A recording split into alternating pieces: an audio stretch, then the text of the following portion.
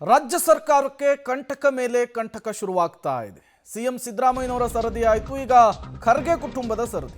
CM ಬಳಿಕ ಖರ್ಗೆ ಕುಟುಂಬಕ್ಕೂ ಕೂಡ ಭೂಕಂಟಕ ಸುತ್ತಕೊಂಡಿದೆ.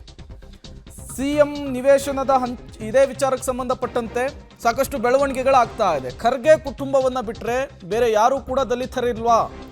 CA ನಿವೇಶನ ಹಂಚಿಕೆಯಲ್ಲಿ ನಿಯಮ ಪಾಲನೆ ಆಗಿರೋದು ಡೌಟ್. ರಾಜ್ಯಪಾಲರಿಗೆ ಮತ್ತೆ ಬಿಜೆಪಿ ದೂರನ್ನ ಸಲ್ಲಿಕೆ ಮಾಡ್ಲಿಕ್ಕೆ ಮುಂದಾಗಿದೆ. ಪತ್ರಿಕೆಗಳಲ್ಲಿ ನಮ್ಮ ನಾಯಕರ ಹೇಳಿಕೆಗಳನ್ನ ಈ ವಿಚಾರದಲ್ಲಿ ಗಮನಿಸಿದ್ದೇನೆ. ಪೂರಾ ವಿಚಾರಗಳು ಏನಿದೆ ಅಂತ ತಿಳ್ಕೊಳ್ತಕ್ಕಂಥ ಕೆಲಸ ಮಾಡ್ತಾ ಇದ್ದಾವೆ. ಆದರೆ ಒಂದು ಪ್ರಿಯಾಂಕಾ ಖರ್ಗೆ ಅವರ ಹೇಳಿಕೆಯನ್ನು ಕೂಡ ನಾನು ಗಮನಿಸಿದ್ದೇನೆ. ಇಲ್ಲಿ 5 ಎಕರೆ ಅವರ ಟ್ರಸ್ಟ್ಗೆ, ಮಲ್ಲಿಕಾರ್ಜುನ್ ಖರ್ಗೆ ಕುಟುಂಬದ ಒಡೆತನದ ಟ್ರಸ್ಟ್ಗೆ 5 ಎಕರೆ ಅಲಾಟ್ ಆಗಿದೆ.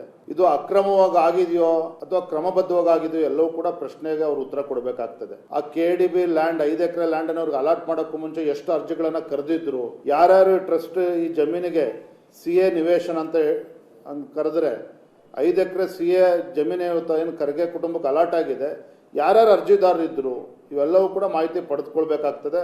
ಅದಕ್ಕೂ ಇವರು ಕೂಡ ಉತ್ತರ ಕೊಡಬೇಕಾಗ್ತದೆ. ಯಾರಿಗೂ ಗೊತ್ತಿಲ್ಲದೇನೆ ಕದ್ದು ಮುಚ್ಚಿ 5 ಎಕರೆನ ಹೌದು CA ನಿವೇಶನ ಅಂತೇಳಿ ಅಲಾಟ್ ಮಾಡಿದ್ರೆ, ಯಾಕೆ CA ನಿವೇಶನ ಅಂತ ಹೇಳಿದ್ರೆ ಇದು ಪತ್ರಿಕೆಗಳ ಪ್ರಕಟಣೆ ಹೊಡಿಸ್ಬೇಕಾಗ್ತದೆ. ಇದೆಲ್ಲದ್ರ ಬಗ್ಗೆ ಮಾಹಿತಿ ತೆಗೆದುಕೊಳ್ತಾ ಇದ್ದೇವೆ.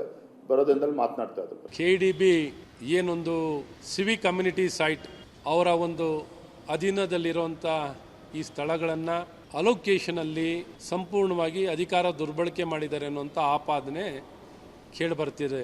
ಈ ಆಪಾದನೆ ಹಿನ್ನೆಲೆಯಲ್ಲಿ ಮುಖ್ಯವಾಗಿ ಫಲಾನುಭವಿಗಳು ಎಲ್ಲ ಪ್ರಭಾವಿ ರಾಜಕಾರಣಿಗಳು, ಅಧಿಕಾರಿಗಳು, ವ್ಯಾಪಾರಿಗಳು ಅಧಿಕಾರ ದುರ್ಬಳಕೆಯಾಗಿ ಮುಖ್ಯವಾಗಿ ಫಲಾನುಭವಿ ಖರ್ಗೆ ಅವರ ಟ್ರಸ್ಟ್, ಖರ್ಗೆ ಅವರ ಕುಟುಂಬ ಮತ್ತು ಲಾಭವನ್ನು ಪಡೆದಿದೆ ಅನ್ನೋದು ಬಹಳ ಎದ್ದು ಕಾಣ್ತಿದೆ. ಇಂಡಸ್ಟ್ರಿಯಲ್ ಸೈಟ್ ತಗೊಳ್ಳೋದು ಎಲ್ಲರ ಹಕ್ಕು, ಪ್ರತಿಯೊಬ್ಬರಿಗೂ ಇದೆ.